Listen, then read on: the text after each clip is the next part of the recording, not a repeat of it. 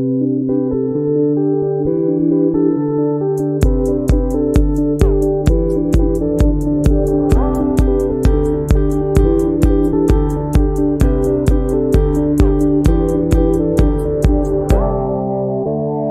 everyone, welcome to another episode of SLP's Wine and Cheese. I'm Maria. I'm Deb. And here we have Amanda.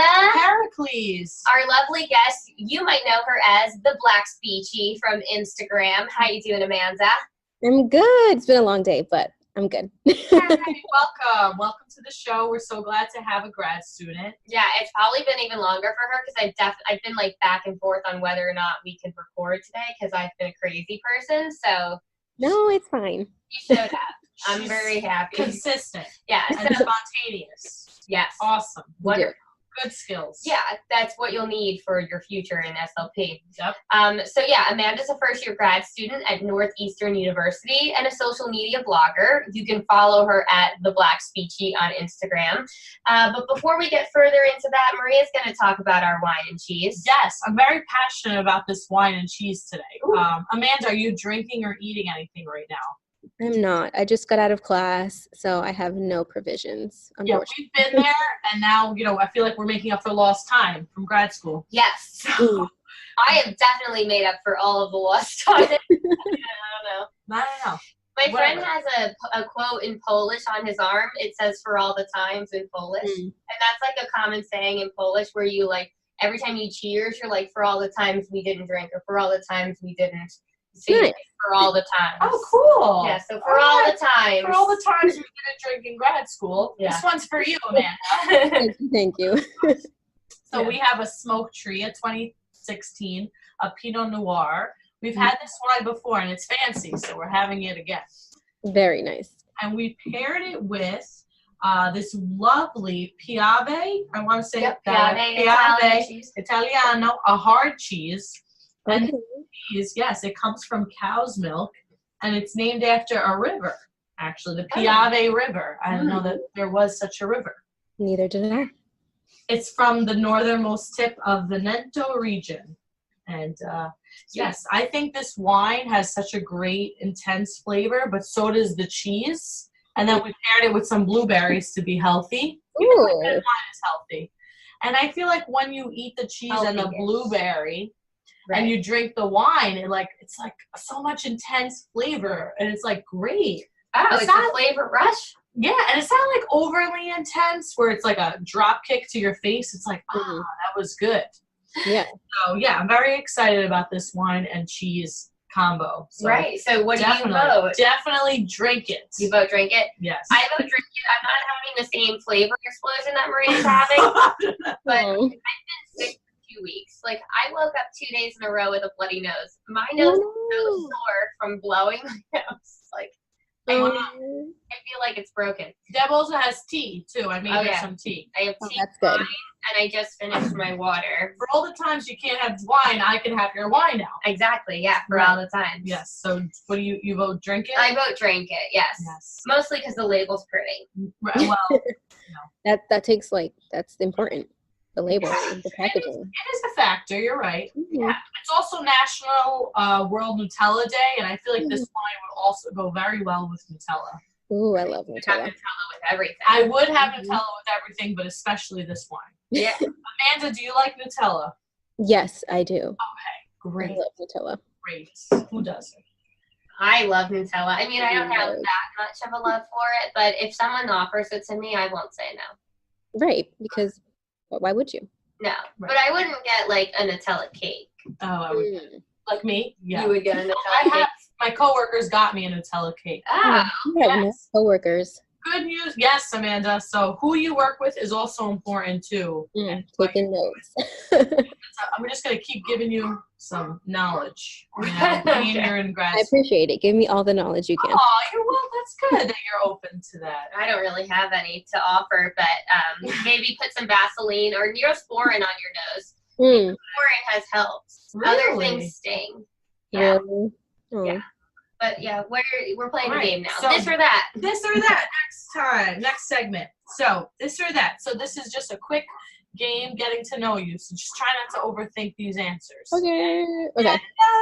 No. All right, ready? Coffee or tea? Tea. Summer or winter? Summer. High heels or sneakers? Ooh, that one's tough.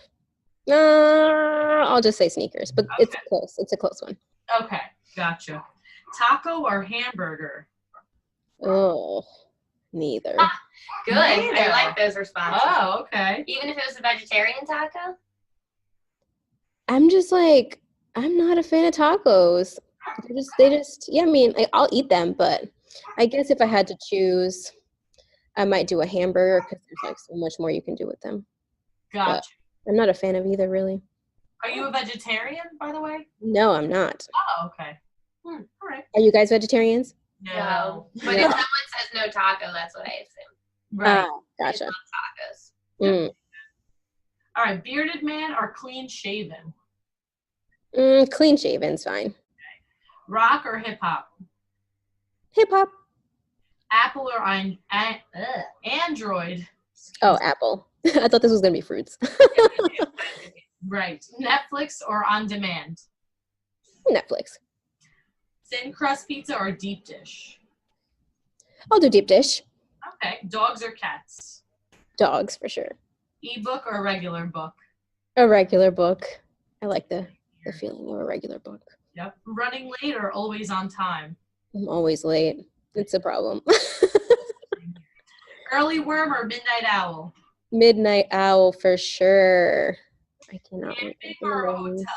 Oops, sorry. Camping or a hotel? A hotel, but I do enjoy camping. Skiing or snowboarding? I've only gone skiing once in my life, so if I had any advantage in either of those, I would do skiing. Gotcha.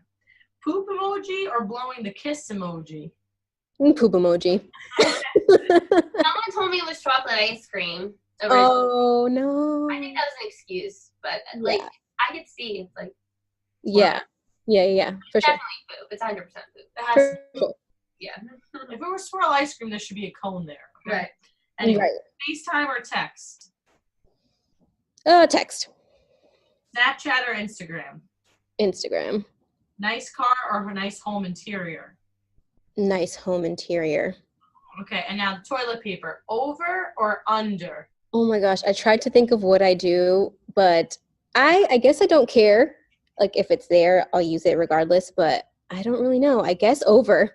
Right, like if you put in that role. Yeah, I guess I'll put it in over. I'm not sure.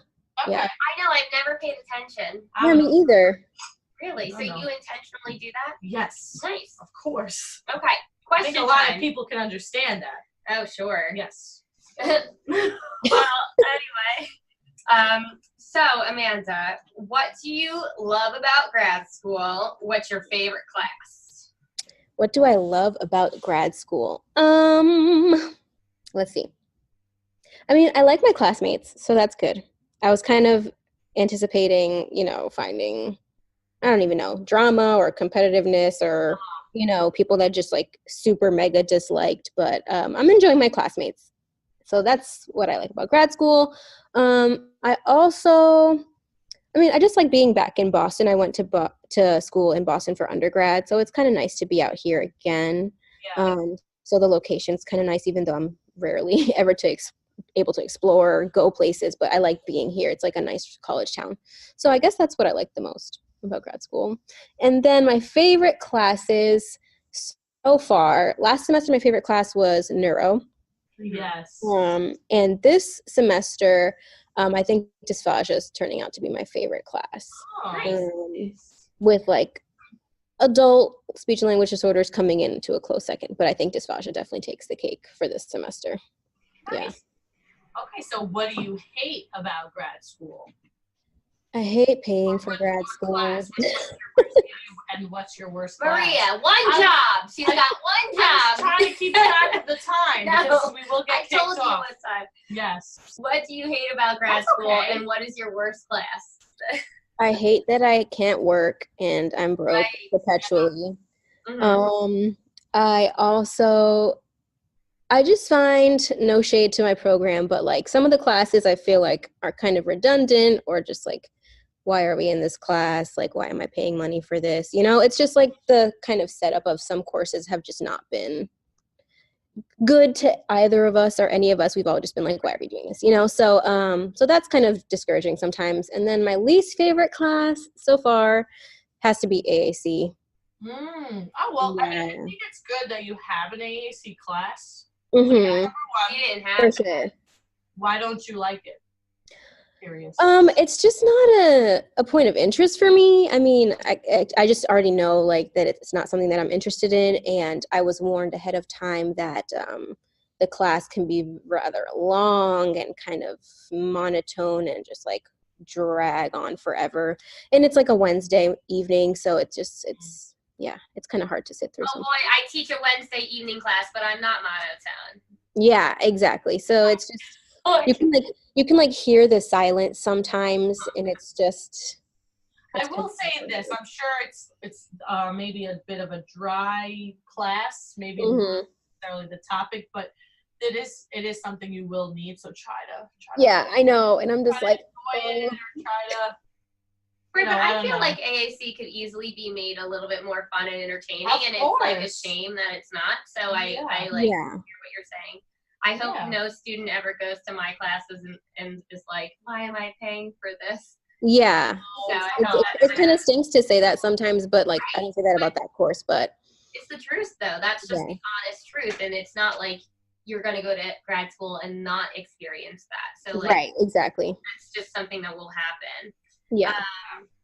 Okay, so now, why did you choose speech language pathology, and is it what you expected it to be? So I went into undergrad as a bio pre-med major. Oh. And I failed miserably. So there was that. Oh yeah. So I had a lot of friends who had gone to BU previously who were like, okay, they had all gone through the same thing. So they were like, everyone goes to the Health and Rehabilitation Sciences College and they major in something else. So go there, talk to one of the advisors, and they'll probably be able to help you. So I went, and I had no idea what speech language pathology was. The advisor basically like took me through like a quiz. You know, she asked me questions. It was kind of like one of those magazine quizzes. Do you like this? Do you like this? Would you rather this or this? And she was like, I think you might like this. I was like, okay. So I just took it up randomly. I never knew what it was. So I just took it up and I just went from there, my end of my freshman year going into my sophomore year. And in terms of what was the second question? What I expected it to be? Yeah. I think I didn't expect it to be this like vast of a field. It's like there's so many things that I just want to do, and I'm just like, oh, I want to do that. Oh, I want to do that. You know, and it's like, I hope I get to do all of these things. And so many things that can pique my interest, and so many awesome people doing cool research and developing things. And I think it exceeded my expectations. Since I especially didn't even know what it was coming into it. I just kind of had this first glance view. But yeah, I think it's just really exceeded my expectations. I think a lot of us going into the field didn't expect it to be that broad, but then when you're in the field, you're like, wow, this is definitely a good thing about the field, that it is so vast and so broad. So, that's definitely a positive. Yeah. Right? Yeah. So what makes a good professor and what makes a bad professor?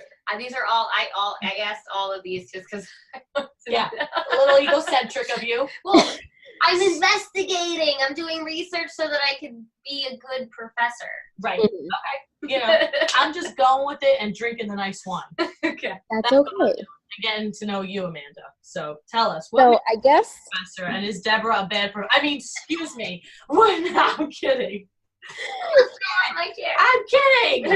And what makes a bad one? So I guess what we talked about earlier, so definitely just being engaging, I guess.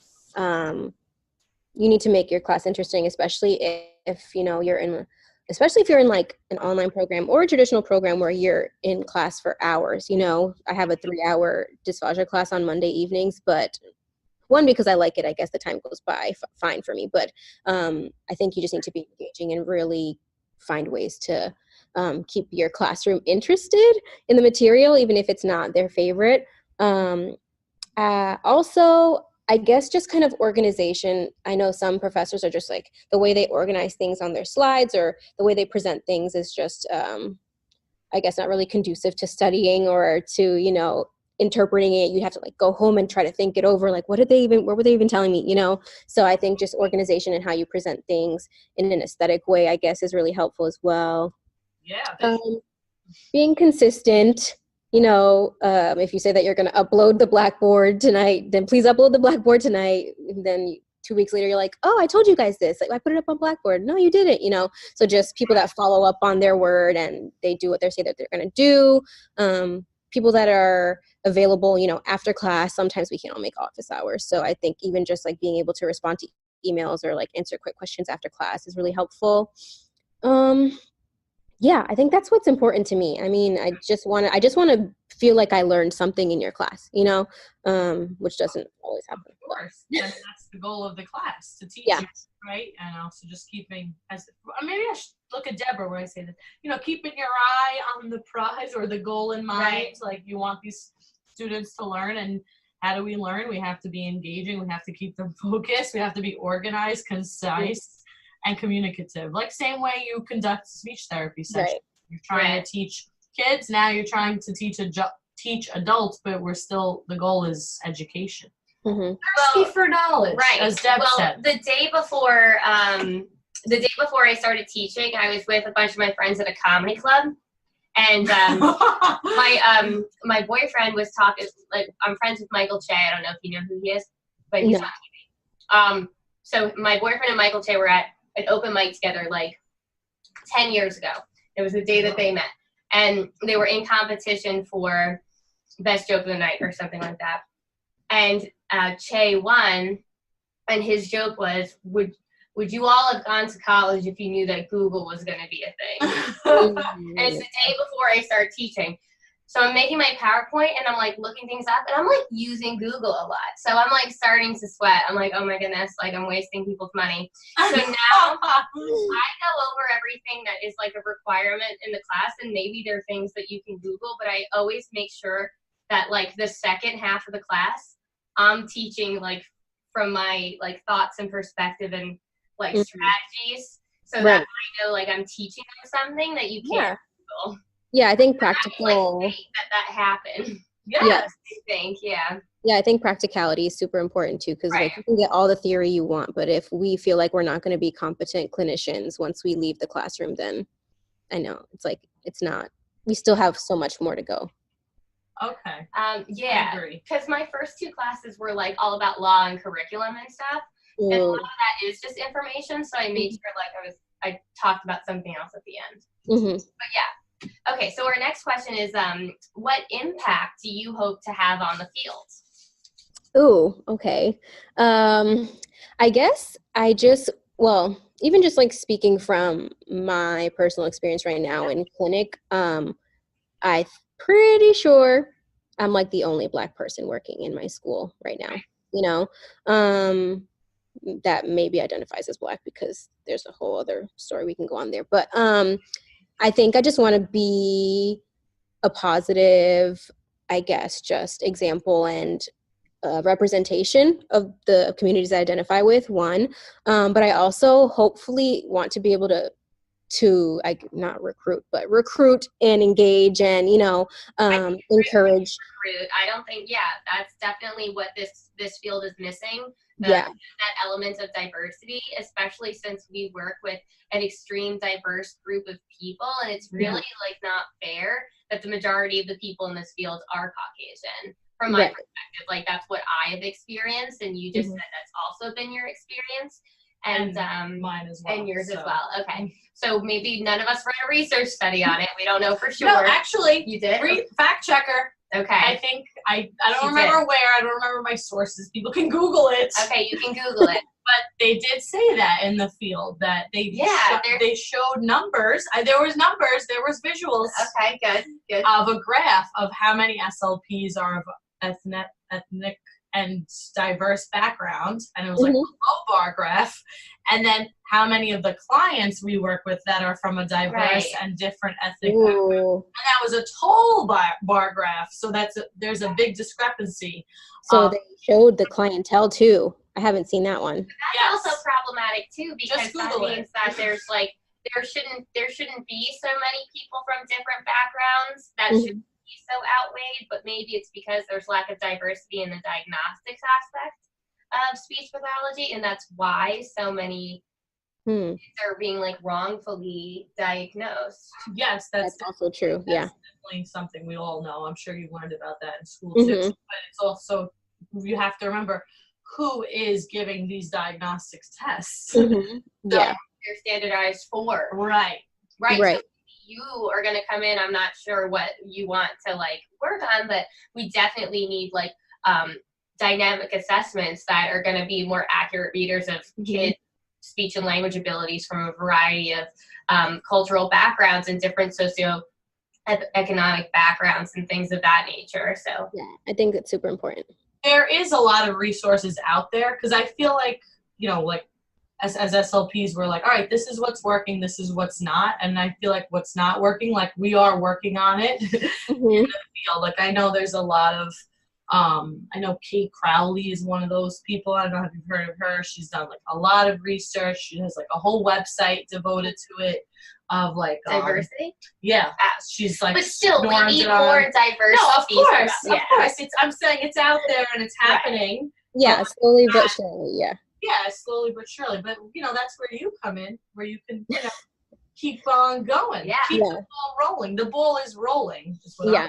So like my page, I guess I just try to like, I've had lots of people or undergraduates or like other graduate students, you know, message me or ask me like what I did or like what their experience has been like. They've told me about that, or like I think they should do in terms of like applying to grad school, preparing for grad school.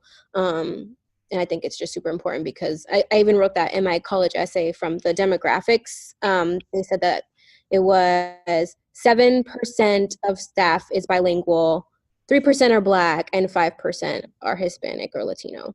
And all of the ASH are like speech, language, and hearing staff, I believe. So I was just like floored when I looked that up as I was preparing. I was like, I don't even know. Like, how does that even happen, you know? So I just want to be a positive representation and be able to also like inform my communities as well, which I think is super important. Definitely. And a proud representation too. That's why I love your Instagram handle. Thank you. So being that we get a lot of questions, Deb and I, about applying to grad school, and we're over 30 years old now. You know, we like wine. You don't look it though, so that's fine. Oh, thank you. You're welcome. But I think people start being better. Wait until you turn 30. You're going to be like, I look so much hotter. People think that I'm 12. Yeah. Literally. Someone over the weekend was like, you don't even look 30. You look 23. I hugged her. Yes, I did. Yeah. So since we're 30 and above, we're at I'm just 30. 30. We don't quite remember, so we get a lot of people that ask about what makes a good personal statement. So what do you think? What advice do you have? Because we don't know. So I guess when I tried to look up like lots of YouTube videos and resources to tell me kind of which way to go, because I was almost 4 years removed from undergrad. And I guess just growing up, our community doesn't really have the resources or access to find the resources and how to navigate academia. So I'm just like, what? Like, I have to write a personal statement. Like, I haven't done this since high school. And even that, I did that like the night before, you know? So it's like, even just like applying to grad school is kind of daunting.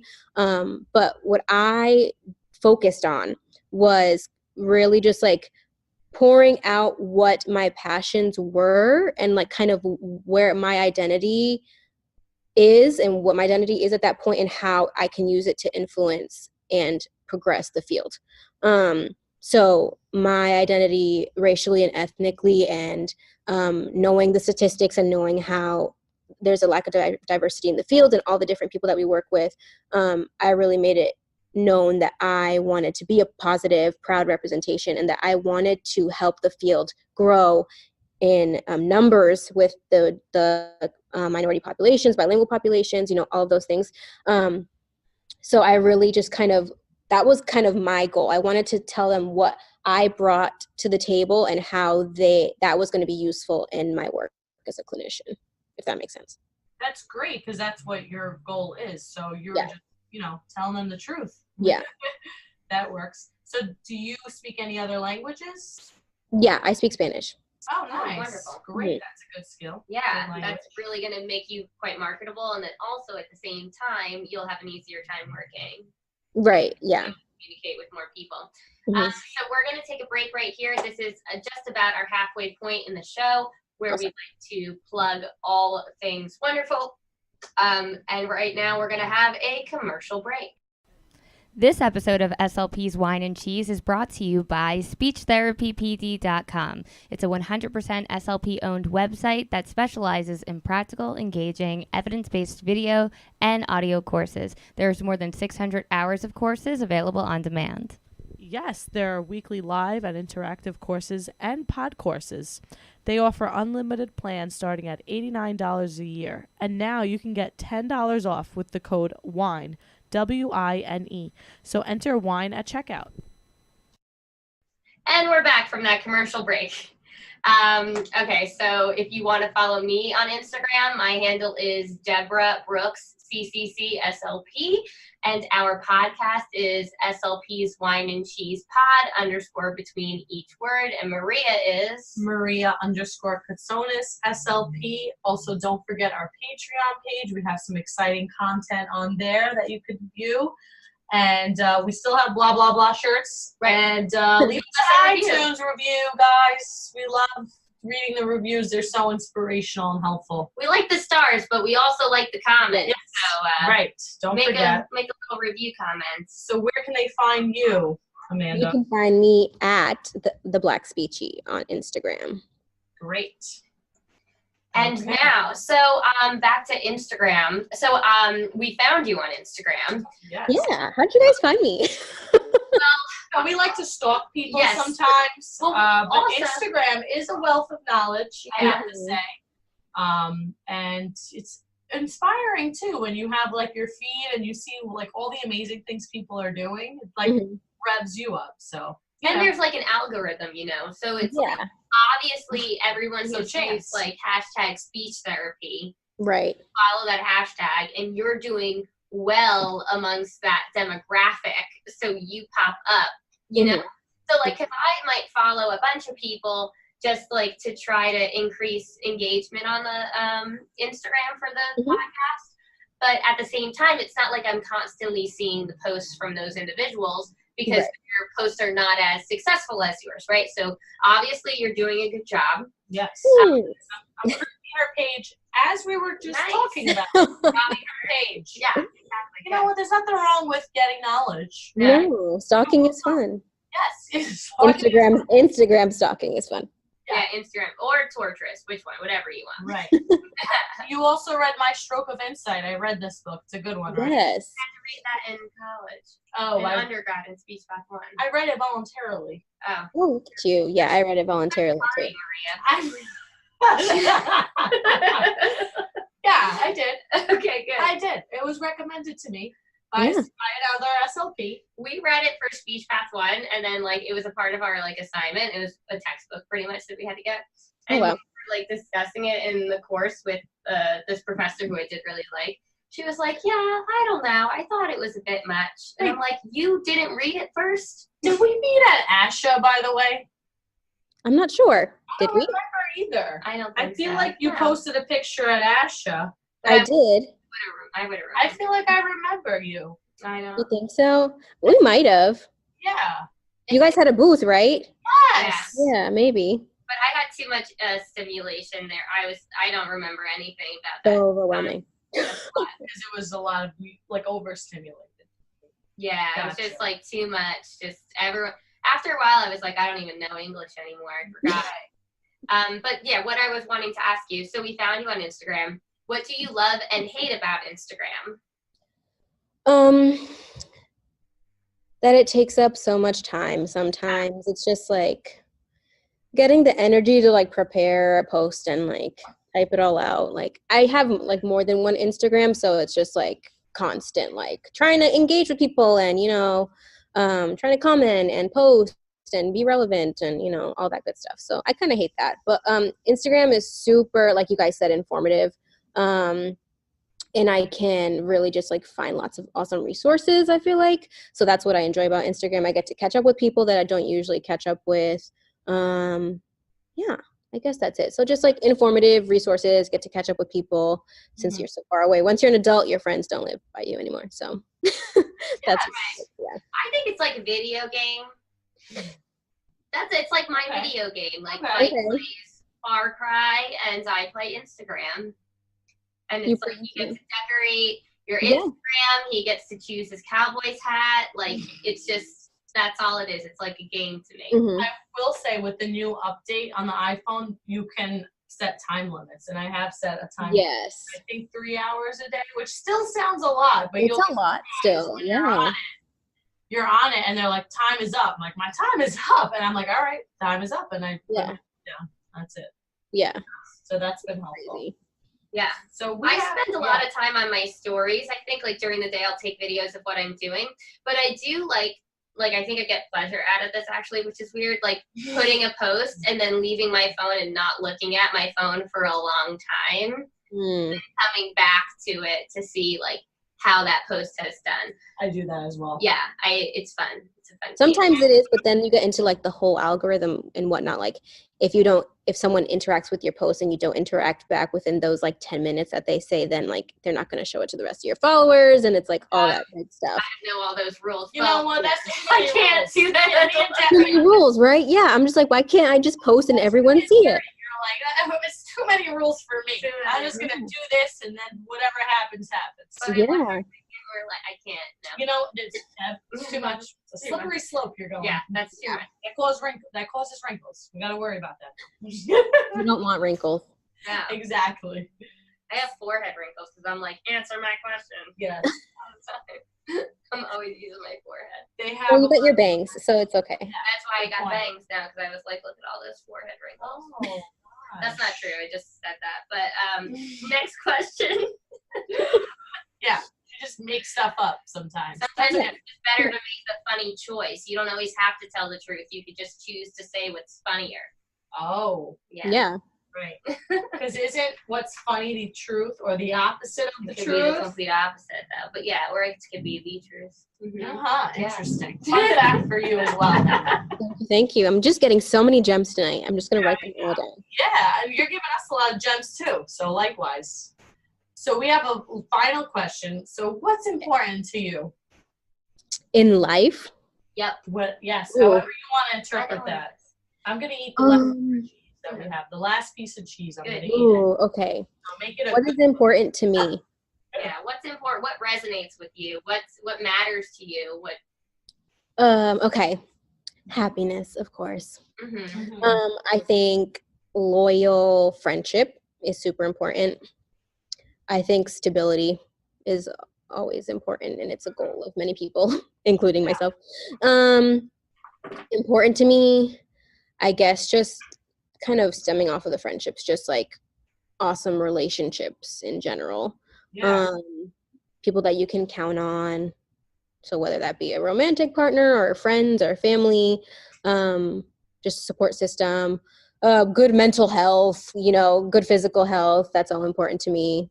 I guess it's just like, I don't know. I just like feeling good, doing well based on your standards of whatever doing well is, and like good people around you. So just general wellness in all areas, relationships, finances, mental health, all that good stuff.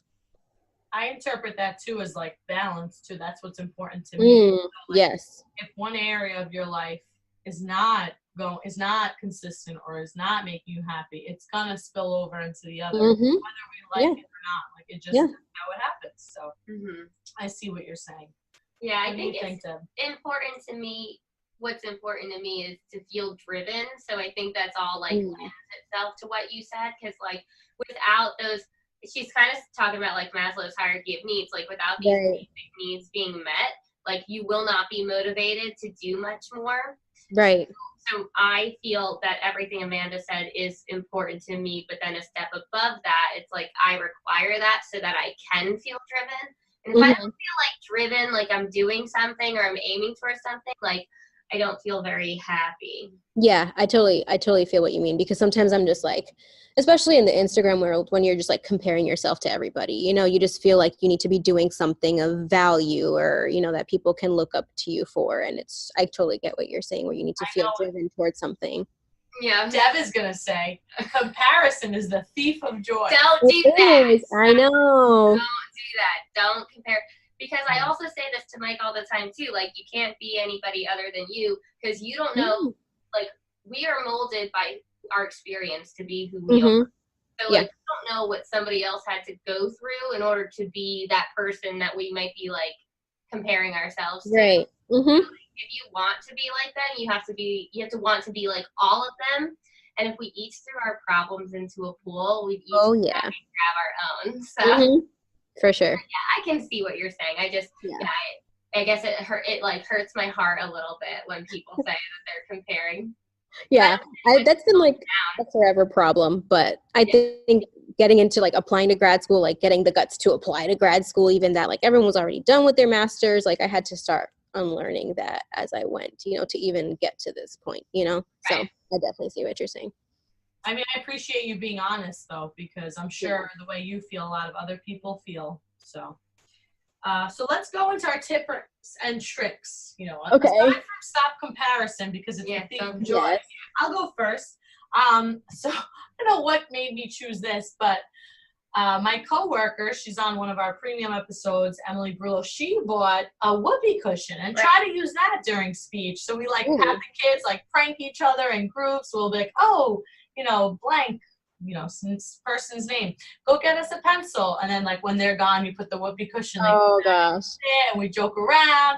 And then we're like, oh, you know, what do you say? And then we work on the pragmatics too to say, excuse me. So I don't know, buy a whoopee cushion, or if not, whatever. Maybe, I don't know, be inspired by that. You don't have to buy it. My tip or trick is so if you're having a behavioral issue with a child, like for instance, this individual, my experience was that I had a kid that was kind of like being the ringleader, distracting person in the group. I saw him one time by himself and he was like, Miss Brooks, I really like being in my group. And I was like, oh, do you? And now he's been so good. So just take one time, just don't even say anything. Be like, you know, we're not, the group's not working out because I didn't feel like you were learning enough, because it was just too silly with everyone there. So maybe if you guys are not so silly, then in the future we can have a group again. But for right now, we're going to do it by ourselves. And he was just like, no. So, and he's been so much better. So that was just one tiny little change I only did once. I didn't change my whole schedule for it. I just changed that one day's schedule. And it's helped me tremendously. Nice. I feel like I have no tips and tricks. Oh my gosh. Definitely study trick. Yeah, that's study tricks. Okay, I can maybe do that. So I like pretty things. I don't like taking notes on my computer. If I do, then I'll just like print it out and then take written notes on it again. So like I like making kind of flow charts. So if you're someone that needs like visuals, I think just like making flow charts with different colors, because like when I study and I go to a quiz, I like remember where it was on the page kind of a thing. And I remember the kind of flow, because my mind, it just goes from one thing to another. And I end up like all the way far left, and people don't really get my thought processes like in daily life. So that's kind of how I study as well. But I think just paying attention in class, taking notes the way you need to, whether that's like writing or hearing it over again. But I like colors and different pens and all that good stuff. So color coding your notes. That's it. And saying it out loud. I have to say it out loud multiple times to learn it. Like I like to teach people. That's how I learn. So nice. So we usually end our episode with a quote. So can you give us a quote that you have found inspiring? Let's see. I actually have a quote book that I started last year. So like I have my little quotes in my little book. I don't have many yet, but I guess do the best you can until you know better. Nice. Good. I like that. And that's by Maya Angelou. So I get like going back to our conversation before, like not comparing yourself. This is what you can do with what you have, whether that be knowledge or resources or whatever, and do the best you can until you know better and have more or whatever. But yeah. That's wonderful. I love that quote. Wrote it down. Okay, now on that note, this has been another episode of SLP's Wine and Cheese. I'm Deb. And I'm Maria. And I'm Amanda. Thank you so much, Amanda, for joining us and taking time out of your busy schedule to talk with us. So. Thank you so much for reaching out, guys. This was super awesome. Nice to meet you guys. Yeah. Cheers. Cheers. Adios. Cheers with my empty cup. Thanks for listening to this episode of SLP's Wine and Cheese. We have a bonus segment for these lucky listeners. I have a special guest here. You want to introduce yourself? Hello, I'm Deborah. I'm Mr. Deborah Brooks. Be more specific. I'm Mr. Deborah. I'm Deborah's. I'm Deborah's man. Hi. Deborah's That's how I'm man. going to introduce myself from now on. Yeah. Okay. Hi, Deborah's man. I'm Deborah's man. Okay. Yeah. I was gonna say this is 7 minutes of Mike and Deb wine and tea because that's what you're drinking. Mm-hmm. Yeah, I'm drinking. Yeah, I did sober January, and I just kept going. How do you feel? Good. Well, I guess I don't feel that different. I do like booze a lot. I miss Yeah. it. I miss cocktails. Uh-huh. I miss whiskey on the rocks, but my skin looks better. Oh, do you notice a financial difference? I don't have any money this month, but I think I would have even less money if I was drinking. Oh, okay. Yeah. Winter's tough. Yeah, winter's awful. But we did recently do a lot of home renovations and like adding to our Yeah. home. Yeah, which like even when I'm down to my last $200, I'll still go to Home Depot and buy screws and anchors. I just to $200 buy worth. something. Well, no, but like I'll buy like more than I should, like 40 I'll spend $30-40 at Home Depot. I bet that's how SLPs feel about like the Target dollar Staples. spot or Staples. Yeah. Yeah. Michael's. Yeah. Mm-hmm. I need a eraser for my dry erase board. You need. Very badly. I gave you 3 pence that have an eraser in the cap. Yeah, okay. Yeah, you did, and I used them today. Oh, but Yeah. that's not sufficient. Maybe something bigger. I don't know. Anyway, let's I move feel on. like I never use There's the something erasers. I interesting. always spray and then wipe. Spray with what? Just an all-purpose cleaner? Yeah. Yeah. You can use the Myers. Okay. So I was thinking I found these questions on the Mhm. internet that you should ask your significant other. So we'll Mhm. just ask each other a question and Okay. then we'll say goodbye. It was 36. I can't do No, all 36. one question each. Okay. This is not. We have to get out of here. Do you want to go first or should I go first? Well, I have one here handy. Yeah, go ahead. Okay. If you were able to live to the age of 90 and retain either the mind or body of a 30-year-old for the last 60 years of They your say life. 30-year-old like it's something to be desired. Because both my mind and my body is shot. Really? I come feel on. pretty good. Really? I look at photos of myself when I was like 24, 25, and it's like I didn't know how hot I was. But I now missed you Hot just Mike? yeah, kind of. Oh. Yeah. Well, he tried to date you. You just weren't interested. Oh. Yeah. Yeah. Well, He always wanted to date you. he did? Yeah. Why didn't young Mike try harder for young Deb? You were with somebody, and then I think I never thought you'd be into me Well, thanks for because I thought you were so pretty. I was like, there's no way. thanks for sticking with me. I was like, maybe she'll go Don't to dinner say with some. me. Okay. I said maybe she'll go to dinner with me, but that's all that's gonna happen. And I did, and the whole time you called me boring. Let's not talk about. I don't want to talk about that. Okay. Do you want to like look at this list really quick and see what question you might want to ask me? But yeah, Mike and I, our first date, we got nachos together. This I know the answer to. Do you have a secret hunch about how you will die? So what is your answer of mine? I think I'm gonna have a heart attack. You're supposed to ask me. Oh, Look, you know what? He just makes everything No, I about want it. him. You're supposed to ask all right. Here's me a good one. What question. is the greatest accomplishment of your life?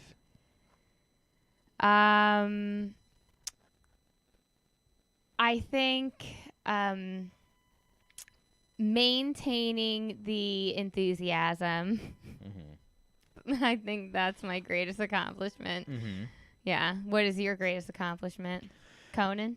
I think it's doing Conan the first time. Yeah. Yeah. Yeah. Yeah. Just Was because, that scary? No, because I think I was like so ready for it. it was overdue, and I mean, I was just ready for it to happen, and like, I not that I was ready for it to happen, but I was like, there's nothing. I was like, this can't go poorly because I don't care because I've been waiting. You are super confident in that clip. Like that's why I said yes to dinner because I watched your Conan and I'm like, well, he's not a hack. Well, at the time, I was like, I've been doing comedy for about 8 years. I was 26. I was doing comedy for 8 years. I always thought I would get a late night set. Like, I thought I would get a late night set like years earlier than that. Because I did the Just for Laughs festival in 2011. So it took me 3 years after that to get a TV spot. And there were times when I was sure what was never going to happen. And then I did it. And I was working for like a garbage company. At the time, they like gave me off to go fly to LA and do Conan. Oh, that was nice of them. Yeah. Like, no, stay in the garbage industry instead. Yeah. Well, the CEO of the company. Don't go to Hollywood. The CEO of the company called me. Oh. That day, yeah. They all He's like kind of famous. Oh. Yeah. And he called you to congratulate you? Mm-hmm. That's great. Yeah. Did that mean a lot to you? No. No. I mean, but he was nice. That's good. Yeah. That's good. Yeah, I went with you to your second Conan, which was good, but the first one was better. Okay. No, I mean, they were both great. I liked both of them a lot. Well, the second time you do it, it's like, I've been here already. It doesn't mean as much. Yeah, your debut is like big. You told one of my favorite jokes, which I'm not going to say, but sure. Anyone can Google it. YouTube, yeah. Yeah, go on YouTube. But yeah, so thanks for coming on for our 7-minute segment. Is there anything you'd like to tell the world of speech pathology? You guys work very hard. You're doing the Lord's work, and we appreciate you. Oh, that's sweet. Yeah, as a lay person. Do you have a quote that motivates you? There probably is one that I can't think of right now, but I just feel like my sort of mantra is just like, there's times when like you feel like, what am I doing? I work so hard I see no payoff, and like, I feel like the universe just works in a way where it's like, if you put in, you get out what you put in. Right. Yeah. So there's times when like, so if you just work and have faith that things will work out, then it will. Yeah. But you got to work hard. You got to work hard and have faith, and that's kind of like my mantra. Work hard and have faith. You liked Limp Bizkit, right? Yeah. Why? When it's like, gotta have faith, baby. Have you ever used this? Yeah, I use it all the time. Oh, okay. It's a hook on the wall. Okay, thanks everyone for listening to myself, Deborah, and this is, do you want to introduce yourself as anybody else other than my man? Mikey Racine. Mike Racine. Have a good night. Or morning or afternoon. Can you say goodbye in Italian? Arrivederci.